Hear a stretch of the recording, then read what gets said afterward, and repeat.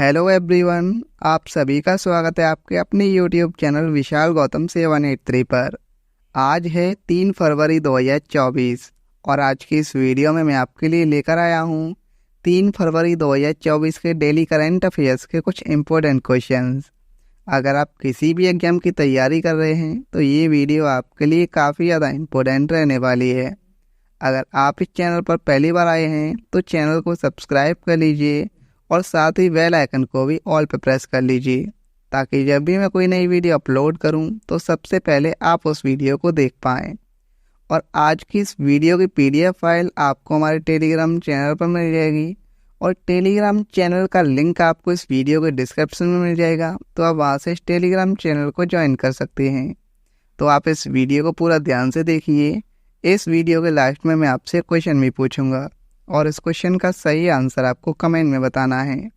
और साथ ही हम जानेंगे स्टैटिक जीके के कुछ महत्वपूर्ण प्रश्नों के बारे में भी। तो चलिए चलते हैं आज के अपने टॉपिक की ओर।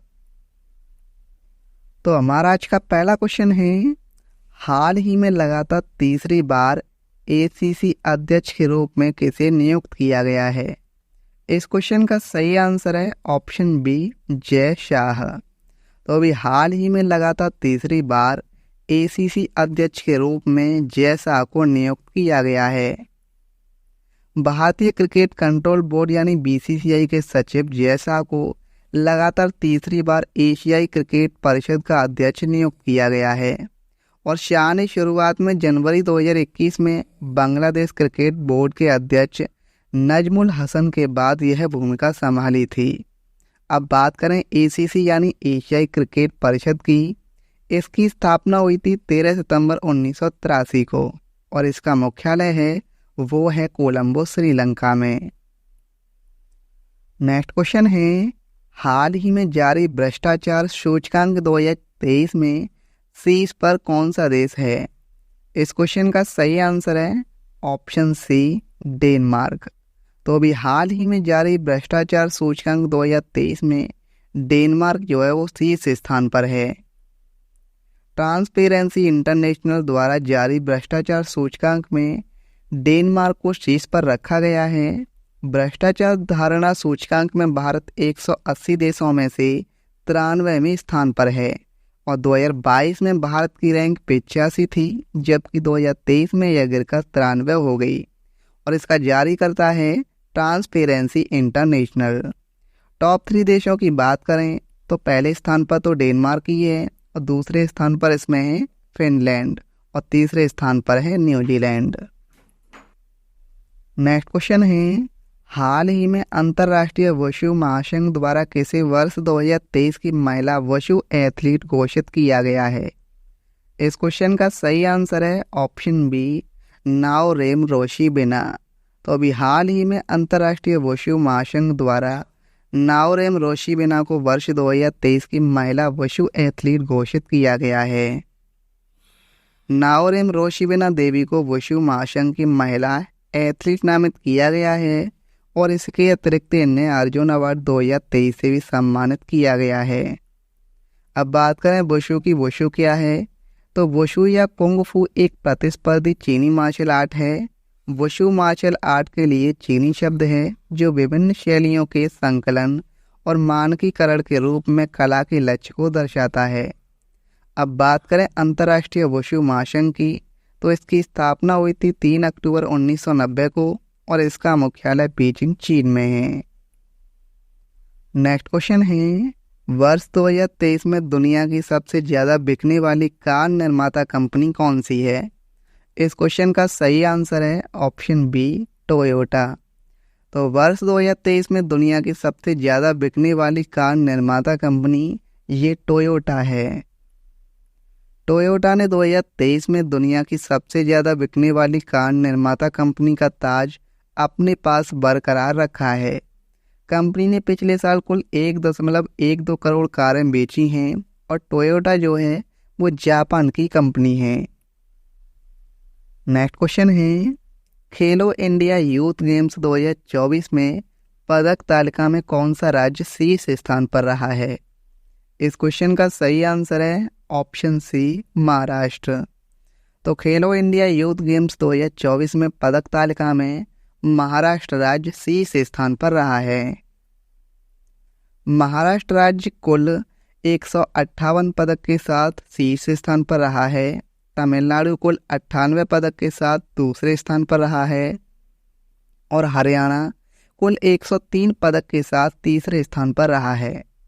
खेलो इंडिया यूथ गेम्स का 6वां संस्करण 19 जनवरी से लेकर 31 जनवरी 2024 तक तमिलनाडु के 4 शहरों चेन्नई, त्रिची, मदुरई और कोयम्बटूर में आयोजित किया गया। अब बात करें महाराष्ट्र राज्य की, तो महाराष्ट्र की राजधानी मुंबई है। मुख्यमंत्री हैं एकनाथ शिंदे और राज्यपाल हैं महाराष्ट्र के रमेश बैस। नेक्स्ट क्वेश्चन है, झारखंड राज्य के नए मुख्यमंत्री कौन बने हैं? इस क्वेश्चन का सही आंसर है ऑप्शन ए, चंपई सोरेन। तो अभी हाल ही में झारखंड राज्य के नए मुख्यमंत्री जो हैं वो चंपई सोरेन जी बने हैं। चंपई सोरेन होंगे नए सीएम। झामुमो के वरिष्ठ नेता और परिवहन मंत्री चंपई सोरेन हेमंत सोरेन की जगह लेंगे। झारखंड की राजधानी रांची है। मुख्यमंत्री हैं चंपई सोरेन और राज्यपाल हैं झारखंड के सीपी राधाकृष्णन। नेक्स्ट क्वेश्चन है, अंतरिम बजट 2024 में किस मंत्रालय को सबसे अधिक बजट आवंटित किया गया? इस क्वेश्चन का सही आंसर है ऑप्शन बी, रक्षा मंत्रालय। तो अंतरिम बजट 2024 में रक्षा मंत्रालय को सबसे अधिक बजट आवंटित किया गया। वित्त मंत्री निर्मला सीतारमण ने अंतरिम बजट 2024 संसद में पेश किया। यह 6वां मौका था जब वित्त मंत्री निर्मला सीतारमण ने बजट पेश किया। साथ ही उन्होंने अपने कार्यकाल का अपना पहला अंतरिम बजट पेश किया। अंतरिम बजट के प्राप्त डॉक्यूमेंट के अनुसार रक्षा मंत्रालय को 6.1 लाख करोड़ रुपए के साथ सबसे अधिक आवंटन दिया गया है और इसके बाद 2.78 लाख करोड़ रुपए के साथ सड़क परिवहन और राजमार्ग मंत्रालय दूसरे स्थान पर है। नेक्स्ट क्वेश्चन है, किस राज्य के मुख्यमंत्री जी ने संबलपुर में समलेई मंदिर परियोजना का उद्घाटन किया? इस क्वेश्चन का सही आंसर है ऑप्शन बी, उड़ीसा। तो उड़ीसा राज्य के मुख्यमंत्री जी ने संबलपुर में समलेई मंदिर परियोजना का उद्घाटन किया। समलेई परियोजना यानी Samaleswari temple area management and local economic initiatives. Shri Samaleswari Bharat के उड़ीसा और छत्तीसगढ़ राज्य के पश्चिमी भाग में एक धार्मिक केंद्र संबलपुर की इष्ट देव हैं। महानदी के तट पर स्थित देवी मां समलेश्वरी को प्राचीन काल से जगत जननी, आदिशक्ति, महालक्ष्मी और महासरस्वती के रूप में पूजा जाता है। अब बात करें उड़ीसा की, तो उड़ीसा की राजधानी भुवनेश्वर है। मुख्यमंत्री हैं नवीन पटनायक और राज्यपाल हैं रघुवर दास। नेक्स्ट क्वेश्चन है, हाल ही में कन्नौज में बोली जाने वाली किस भाषा को विलुप्त की श्रेणी में रखा गया? इस क्वेश्चन का सही आंसर है ऑप्शन सी, मध्यका।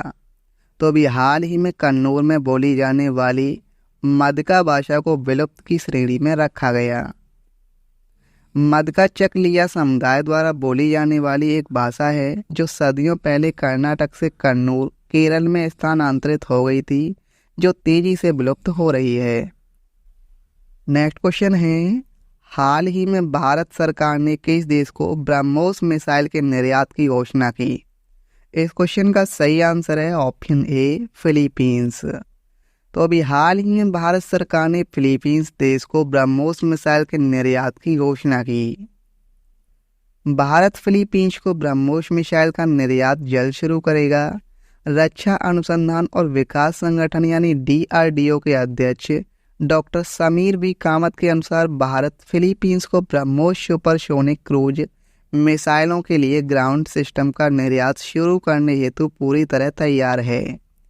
यह किसी विदेशी राष्ट्र के साथ DRDO का अब तक का सबसे बड़ा रक्षा अनुबंध है, जिसका मूल्य 375 मिलियन अमेरिकी डॉलर है। अब बात करें फिलीपींस देश की, तो फिलीपींस की राजधानी है मनीला, मुद्रा है वहाँ की पेसो और राष्ट्रपति हैं Bong Bong Marcos. Next question है, हाल ही में ट्राई के अध्यक्ष के रूप में किसे नियुक्त किया गया है? और इस क्वेश्चन का सही आंसर है option B, Anil Kumar Lohati.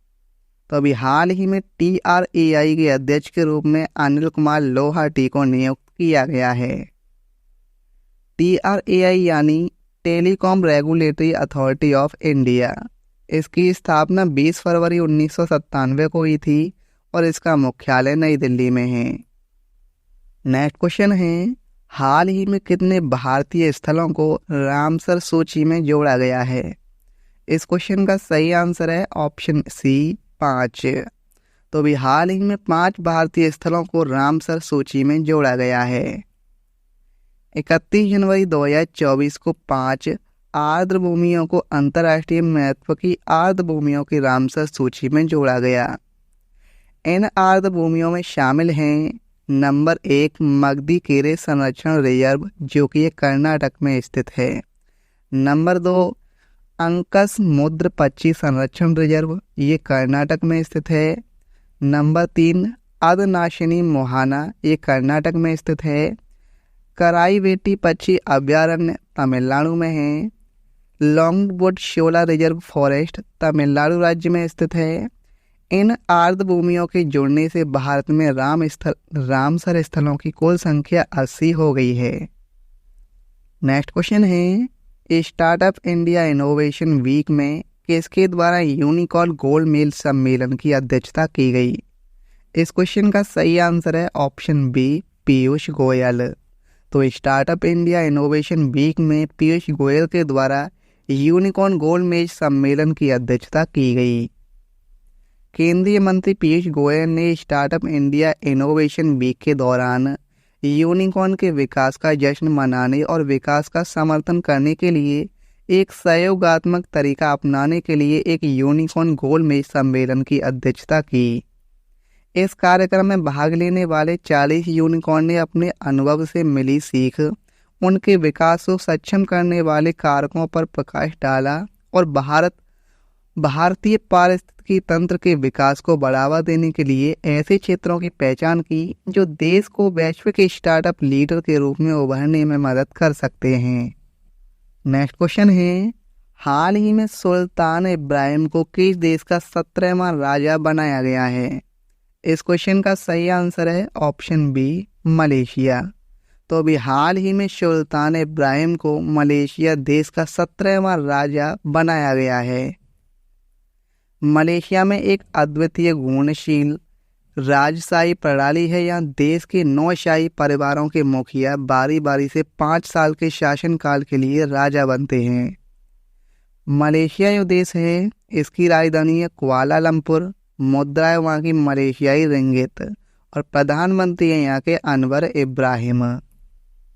Next question है, अंतर्राष्ट्रीय मुद्रा फंड द्वारा वित्त वर्ष 2023-24 के लिए भारत की GDP वृद्धि का अनुमान बढ़ाकर कितना किया गया है?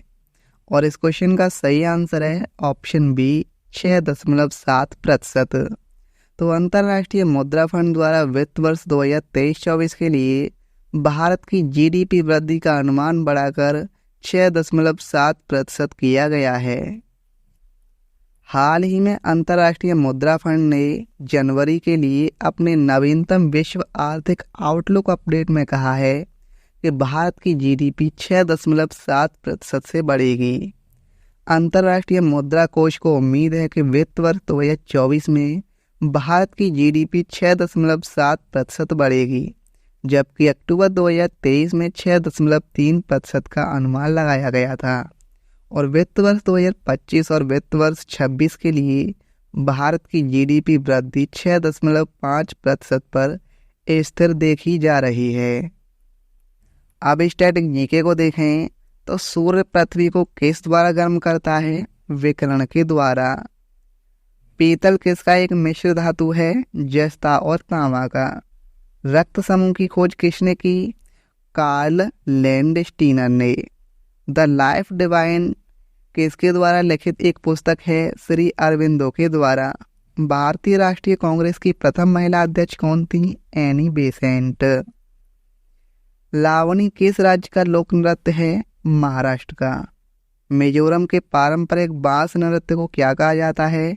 चिराव नृत्य। हिमालय की सबसे बाहरी श्रेणी क्या कहलाती है? शिवालिक। 2011 की जनगणना के अनुसार भारत के किस राज्य की जनसंख्या सबसे कम है? सिक्किम।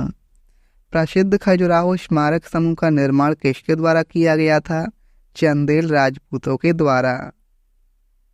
गांधी जी ने अपने राजनीतिक गुरु के रूप में किसे माना था? गोपाल कृष्ण गोखले को। सुभाष चंद्र बोस ने भारतीय राष्ट्रीय कांग्रेस से बाहर आने के बाद किस पार्टी की स्थापना की थी? फॉरवर्ड ब्लॉक की। धुआंधार जलप्रपात और कपिलधारा जलप्रपात किस नदी पर स्थित है? नर्मदा नदी पर। वेदों की ओर चलो का आह्वान किसके द्वारा दिया गया था? स्वामी दयानंद सरस्वती के द्वारा। भारत के प्रथम और अंतिम भारतीय गवर्नर जनरल कौन थे? श्री राजगोपालाचारी। पिछली करंट अफेयर्स की वीडियो में मैंने आपसे क्वेश्चन पूछा था कि अंतर्राष्ट्रीय क्रिकेट काउंसिल यानी आईसीसी ने किस देश की क्रिकेट बोर्ड पर लगे बैन को हटाया है, और इस क्वेश्चन का सही आंसर था ऑप्शन ए श्रीलंका। तो अंतर्राष्ट्रीय क्रिकेट काउंसिल ने श्रीलंका देश के क्रिकेट बोर्ड पर लगे बैन को हटाया है, और इस क्वेश्चन का आंसर लगभग सभी स्टूडेंट्स ने सही बताया था।